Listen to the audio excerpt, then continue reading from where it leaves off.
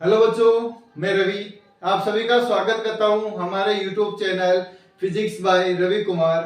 तो आज हम इस वीडियो में बात करने वाले हैं क्लास 12th के बारे में। ठीक है, जो क्लास 12th का चैप्टर नंबर फर्स्ट है इलेक्ट्रोस्टैटिक्स। ठीक है, इलेक्ट्रोस्टैटिक्स के बारे में यहाँ पे आज बात करने वाले हैं इस वीडियो में। देखना, इधर हम पढ़ रहे हैं कि इलेक्ट्रिक चार्ज। अब देखो इलेक्ट्रिक चार्ज क्या होता है कि देखो इसका जो फर्स्ट पॉइंट है वो है charge is the property of an object by which it exert a force on another charge object. ठीक है, तो देखो इसका मतलब समझना क्या होगा कि चार्ज किसी ऑब्जेक्ट की वह प्रॉपर्टी होती है जिसके द्वारा वह जो अदर चार्ज ऑब्जेक्ट होगा उसके ऊपर फोर्स लगता है। ठीक है, कि चार्ज क्या होता है कि चार्ज किसी ऑब्जेक्ट की मतलब चार्ज किसी भी ऑब्जेक्ट की वह प्रॉपर्टी होती है जिसके द्वारा किसी ऑब्जेक्ट जो किसी अन्य ऑब्जेक्ट, ठीक है, किसी अन्य चार्ज ऑब्जेक्ट के ऊपर फोर्स लगाता है। ठीक है, फिर आता है इसका दूसरा पॉइंट क्या कहता है यहाँ पे कि charge is the property of the object, कि चार्ज किसी ऑब्जेक्ट की वह प्रॉपर्टी होती है जिसके द्वारा हम क्या कर सकते हैं, इलेक्ट्रोमैग्नेटिक फील्ड क्रिएट कर सकते हैं। ठीक है, तो यहाँ पे क्या होगा कि जो चार्ज किसी ऑब्जेक्ट की वह प्रॉपर्टी होती है जिसके द्वारा हम क्या कर सकते हैं, किसी भी ऑब्जेक्ट मतलब जो इलेक्ट्रोमैग्नेटिक फील्ड है उसको क्रिएट कर सकते हैं। ठीक है, अब देखो आगे इसके बाद आता है प्रॉपर्टीज ऑफ चार्ज, जो चार्ज की प्रॉपर्टी होती है। ठीक है, चार्ज की प्रॉपर्टी के बारे में पढ़ेंगे तो चार्ज की प्रॉपर्टी क्या होगी, फर्स्ट पॉइंट आएगा इसका, चार्ज हैज टू टाइप। जो चार्ज होते हैं वो टू टाइप्स के होते हैं। ठीक है, जो चार्ज होते हैं वो टू टाइप्स के होते हैं। पहला होता है पॉजिटिव और दूसरा कौन सा होगा, नेगेटिव।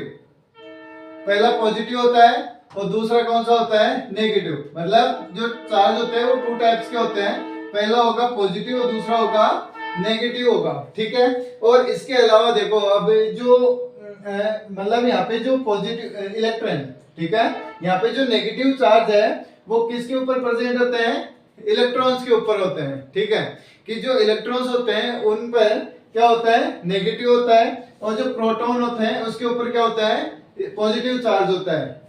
नेगेटिव चार्ज किसके ऊपर होता है, इलेक्ट्रॉन्स पे तो नेगेटिव चार्ज होता है, और प्रोटॉन्स पे क्या होता है, पॉजिटिव चार्ज फाउंड होता है, मतलब वहां पे प्रेजेंट रहता है। ठीक है, इसके अलावा देखो यहाँ पे कि जो चार्ज है, ठीक है, चार्ज इलेक्ट्रॉन पे चार्ज कितना होता है, -1.6 इंटू 10⁻⁻19 कूलम, और प्रोटॉन के ऊपर जो चार्ज होता है वो कितना होता है, +1.6 इंटू 10⁻⁻19 होता है। ठीक है, अब देखो आगे देखते हैं इससे, अब देखते हैं इसके आगे क्या होगा कि charge is a scalar quantity, कि जो चार्ज होता है वो किस क्वांटिटी का होता है, स्केलर क्वांटिटी का होता है। अब यहाँ पे देखो स्केलर क्वांटिटी क्या होता है, स्केलर क्वांटिटी मतलब है कि यहाँ पे उसका कोई भी ऑब्जेक्ट होता है उसका मैग्नीट्यूड होता है पर उसका डायरेक्शन नहीं होता, जिसको हम क्या बोलते हैं, स्केलर क्वांटिटी। मतलब उसका मैग्नीट्यूड होगा पर क्या नहीं होगा, उसका डायरेक्शन नहीं होगा। तो यहाँ पे क्या होता है, जो भी चार्ज होता है उसका डायरेक्शन नहीं होता, क्या होता है, उसका only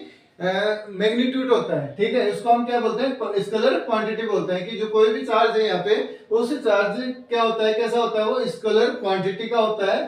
charge follow the rule of algebraic sum, कि जो चार्ज होता है, ठीक है, जो चार्ज होता है वो किस रूल को फॉलो करता है, एल्जेब्रिक सम के रूल को यहाँ पे क्या करता है, वो फॉलो करता है। ठीक है, इसके बाद आता है charge does not depend on frame of reference. ठीक है, कि यहाँ पे इसका मतलब क्या होगा कि जो चार्ज है वो डिपेंड नहीं करता है, किसके ऊपर नहीं करता है, फ्रेम ऑफ रेफरेंस पे। मतलब यहाँ पे क्या हो गया, फ्रेम ऑफ रेफरेंस से मतलब हो गया यहाँ पे जो कोऑर्डिनेट सिस्टम होता है उस कोऑर्डिनेट सिस्टम पे ये क्या कर नहीं करता, ये डिपेंड नहीं करता। अब यहाँ पे देखो कोऑर्डिनेट सिस्टम से मतलब क्या है कि कोऑर्डिनेट सिस्टम में क्या होता है कि डायरेक्शंस होती है। ठीक है, जैसे हम लेके चल रहे हैं यहाँ पे कि ये जैसे ये डायरेक्शन हो गया, ये वाई डायरेक्शन हो गया, ये एक्स डायरेक्शन हो गया, ये क्या हो गया, जेड डायरेक्शन हो गया। तो यदि इस मतलब यहाँ पे जो कोऑर्डिनेट सिस्टम है, यदि इस कोऑर्डिनेट सिस्टम में यहाँ पे कोई भी चार्ज प्रेजेंट होता है, ठीक है, तो इसमें क्या होगा, चार्ज प्रेजेंट होता है तो मतलब आपको पता है कि जो चार्ज होता है वो कैसा होता है, वो होता है स्केलर क्वांटिटी का होता है। तो स्केलर क्वांटिटी में क्या होता है, डायरेक्शन नहीं होती।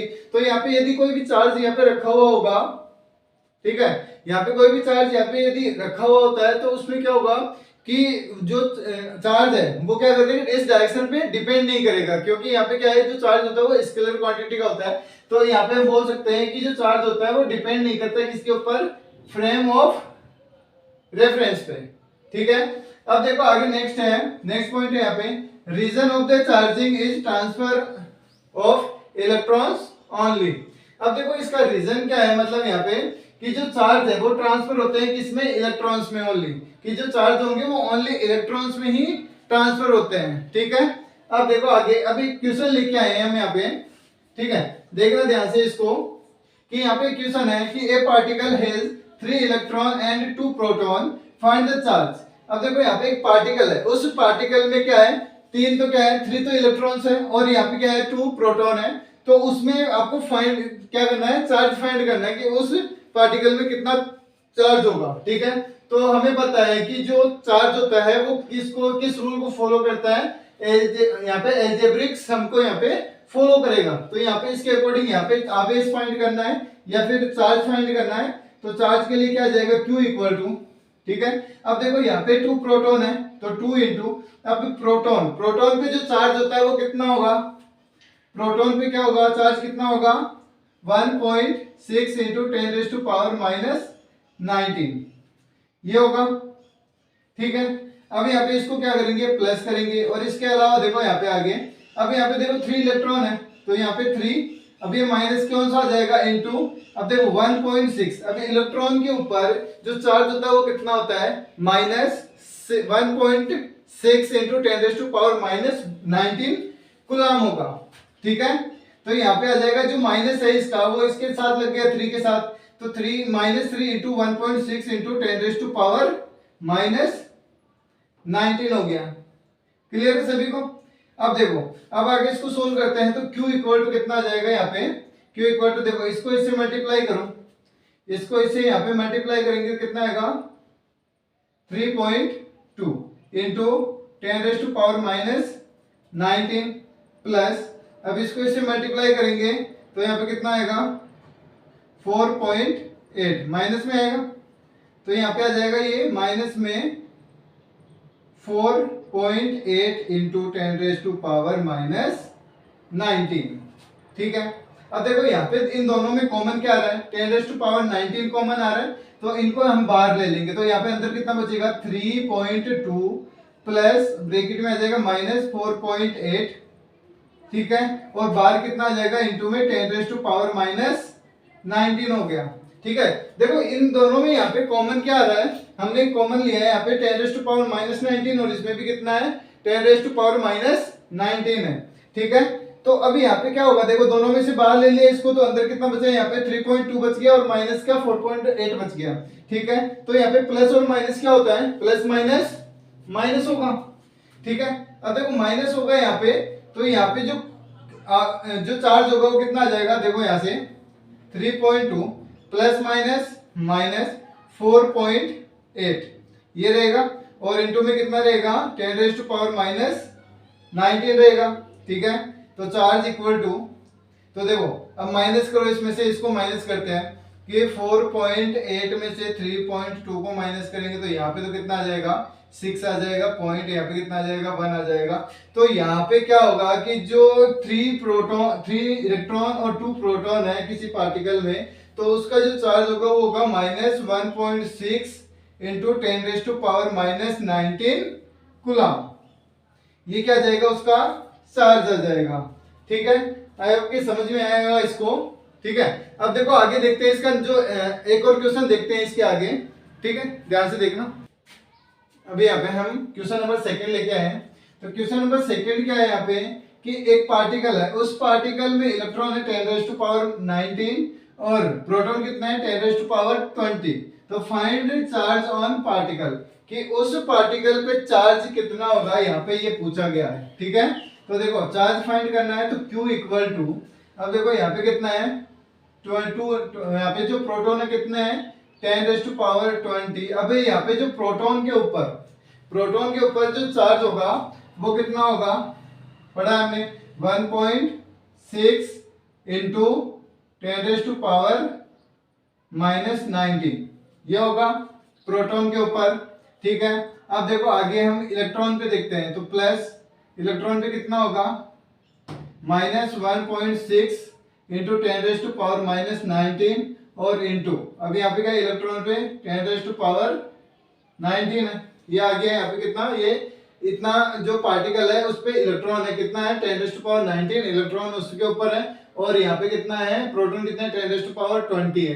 तो उस पे हमें उस पार्टिकल पे चार्ज हमें बताना है कितना होगा। ठीक है, तो यहाँ पे जो चार्ज है वो किसको फॉलो करता है, वो एल्जेब्रिक सम को फॉलो करता है। तो यहाँ पे दोनों इलेक्ट्रॉन और प्रोटॉन को क्या कर देंगे, ऐड कर देंगे। अब देखो इस पूरे में, यहाँ पे पूरे में कॉमन क्या आ रहा है, देखो इस पूरे में कॉमन आ रहा है वो ले लेते हैं बाहर, तो यहाँ पे आएगा चार्ज इक्वल टू, अब देखो इसमें एक तो आ रहा है 10⁻⁻19, ठीक है, एक आ रहा है 1.6, तो यहां से हमने क्या कॉमन लिया है, एक तो यहां से ले लिया हमने 1.6 इंटू 10⁻⁻19, ये तो दोनों में कॉमन है तो इसलिए अपने इसको बाहर ले लिया।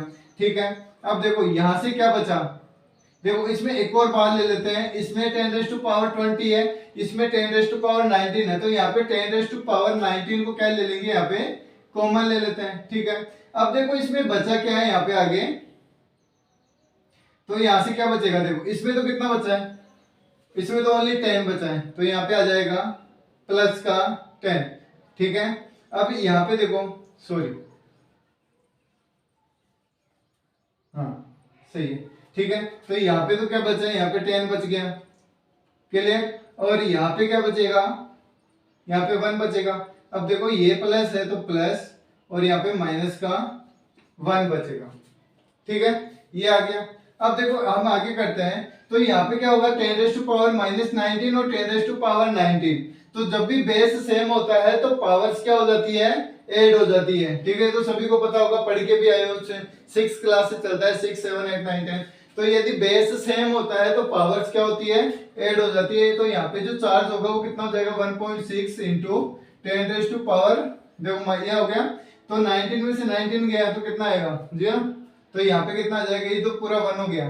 ठीक है, अब देखो यहाँ पे क्या होगा कि यहाँ पे कितना है इंटू, और यहाँ पे कितना है 10, और प्लस और माइनस -1, तो 10 में से 1 माइनस करेंगे तो जो आवेश आएगा वो कितना आ जाएगा 1.6 इंटू 9।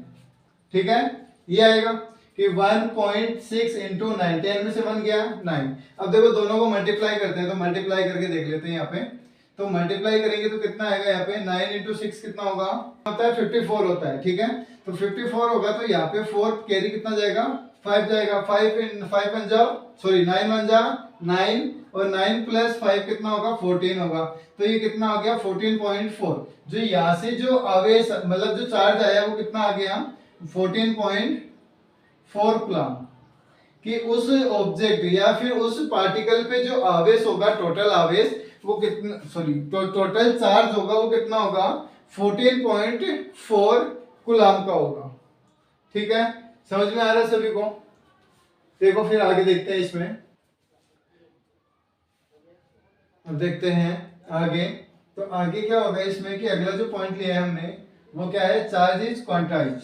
ठीक है, जो चार्ज होता है वो कैसा होता है, क्वांटाइज होता है। ठीक है, और इसके अलावा यहाँ पे क्या होगा, चार्ज इज ऑलवेज, जो चार्ज है वो हमेशा इलेक्ट्रॉन पर चार्ज के, जो चार्ज होता है उसके मल्टीपल इंटीजर के रूप में पाया जाता है, कि जो चार्ज है वो हमेशा इलेक्ट्रॉन पर जो चार्ज के मल्टीपल इंटीजर के रूप में यहाँ पे क्या होगा, ये पाया जाता है। तो और यहाँ पे देखो क्वांटा ऑफ चार्ज, जो चार्ज का क्वांटा होता है वो कितना होता है 1.6 इंटू 10⁻⁻19 होगा, और यहाँ पे जो चार्ज होगा वो कितना होगा, Q equal to plus minus n, और यहाँ पे जो एन होगा वो क्या होंगे 1 2 3 4, यहाँ पे इलेक्ट्रॉनों की संख्या होंगी, यहाँ पे क्या नंबर होंगे, तो 1 2 3 4 5 यहाँ पे इंफिनिटी तक। ठीक है, तो ये तो क्या हो गया इसका क्वांटा ऑफ चार्ज के बारे में। ठीक है, अब देखो इसके बेस पे यहाँ पे हम एक क्वेश्चन लेते हैं, क्वेश्चन से आपको और भी अच्छे से समझ में आएगा यहाँ पे। ठीक है, तो देखो, ठीक है, अब देखो यहाँ पे हमने जो पढ़ा है उसके बेस पे यहाँ पे क्वेश्चन लेके आए हैं। तो यहाँ पे जो क्वेश्चन है वो है चार्ज ऑन पार्टिकल इज, कि किसी पार्टिकल पे जो चार्ज है वो कितना है, -160 कूलम है। तो यहाँ पे आपको क्या करना है, find number of axis electron, कि यहाँ पे आपको क्या करना है कि जो इलेक्ट्रॉनों की संख्या है, इलेक्ट्रॉनों के जो नंबर है या संख्या है वो आपको यहाँ पे फाइंड करनी है। और ये क्या दे रखा है यहाँ पे, उस पार्टिकल का चार्ज आपको दे रखा है कितना है, -160 कूलम यहाँ पे आपको दे रखा है। तो हमने जो क्वांटा ऑफ मतलब जो पढ़ा है हमने क्वांटा ऑफ इलेक्ट्रॉन के बारे में, तो यहाँ पे क्या होगा कि charge equal to plus minus, अब देखो यहाँ पे इलेक्ट्रॉन है तो माइनस में आएगा -NE। ठीक है, तो देखो यहाँ पे इसमें पुट करते हैं वैल्यू, तो जो पार्टिकल है उसका चार्ज आपको दे रखा है कितना है, -160 कूलम है। तो -160, ठीक है, इक्वल टू -N, और यहाँ पे जो इलेक्ट्रॉन पे चार्ज कितना होता है, 1.6 इंटू 10⁻⁻19 होगा। तो ये माइनस से माइनस कैंसिल आउट हो जाएगा, तो n इक्वल टू कितना आ जाएगा यहाँ से 160 अपॉन में आ जाएगा 1.6 इंटू 10⁻⁻19 होगा। ठीक है, ये आ गया यहाँ पे। अब देखो यहाँ पे इसका पॉइंट हटाएंगे नीचे से, तो ऊपर कितना जीरो आएगा, एक जीरो लगेगा यहाँ पे आके। तो यहाँ पे क्या होगा, 16 से 16 कैंसिल आउट, कितना टाइम जाएगा, 100 टाइम जाएगा। तो यहाँ से क्या आ गया, n इक्वल टू 100, और अपॉन में यहाँ पे देखो नीचे कितना है, 10⁻⁻19 है, इसको ऊपर लेके जाएंगे तो ये प्लस में आ जाएगा -19। अब देखो यहाँ पे जो 100 है इसको हम क्या लिख सकते हैं, 10⁻² इंटू 10⁻, ये प्लस में 19 आ जाएगा, तो ये 19। अब देखो यहाँ पे क्या है, यदि बेस सेम होता है तो पावर क्या होती है, ऐड होती है। तो n इक्वल टू कितना हो जाएगा, 10⁻21। तो यहाँ पे क्या आ गया, इलेक्ट्रॉनों की संख्या आ गई, कि उस पार्टिकल में जो इलेक्ट्रॉन होंगे वो कितने होंगे, 10⁻21 इलेक्ट्रॉन्स होंगे वहां पे। क्लियर है, सभी समझ में आए सभी को। अब देखो यहाँ पे एक और क्वेश्चन करते हैं। ठीक है, देखो, ठीक है, अब देखो आगे नेक्स्ट क्वेश्चन है इसका। तो नेक्स्ट क्वेश्चन है कि charge on particle is 32 micro coulomb, find axis on off the particle. कि यहाँ पे क्या है कि कोई भी पार्टिकल है, उस पार्टिकल,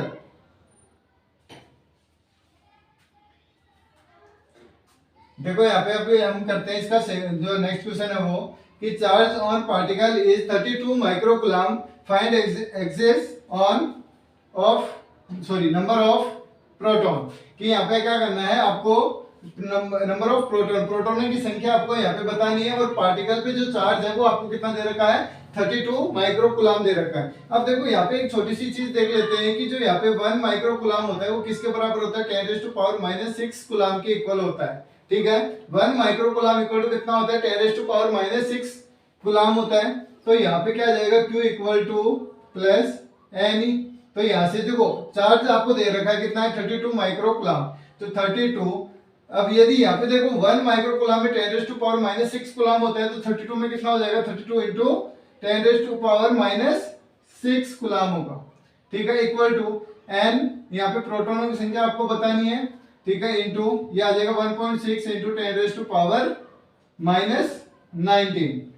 ठीक है, देखो अब यहाँ पे n इक्वल टू कितना हो जाएगा, ये इसके नीचे जाएगा, 32 इंटू 10⁻⁻6 अपॉन में कितना जाएगा यहाँ पे 1.6 इंटू 10⁻⁻19। ठीक है, अब देखो यहाँ से एक पॉइंट हटा तो यहाँ पे ऊपर क्या आएगा, एक जीरो आएगा, मतलब यहाँ पे 10 हो गया। अभी इसे कैंसिल आउट होगा कितने टाइम, 2 टाइम। तो देखो n इक्वल टू कितना आ गया, अभी 220 हो गया, ये 20 इंटू 10⁻⁻6, और ये यहाँ पे जो 10⁻⁻19 है इसको ऊपर लेके जाएंगे तो ये किस में कन्वर्ट हो जाएगा, प्लस में कन्वर्ट हो जाएगा, इसकी पावर प्लस में हो जाएगी। तो यहाँ पे आ जाएगा 10⁻⁻19।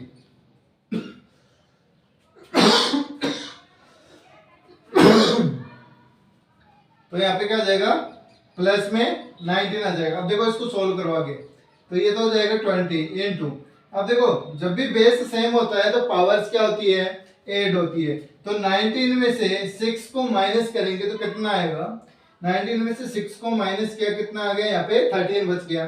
तो यहाँ पे आ जाएगा 10⁻13।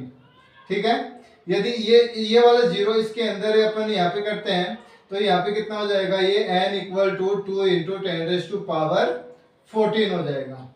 ठीक है, तो यहाँ पे जो प्रोटॉनों की संख्या आई है, वो प्रोटॉनों की संख्या कितनी आ गई, 2 इंटू 10⁻14 आ गया। क्लियर है सभी को? ठीक है, ये क्वेश्चन हो गया उसके बेस पे।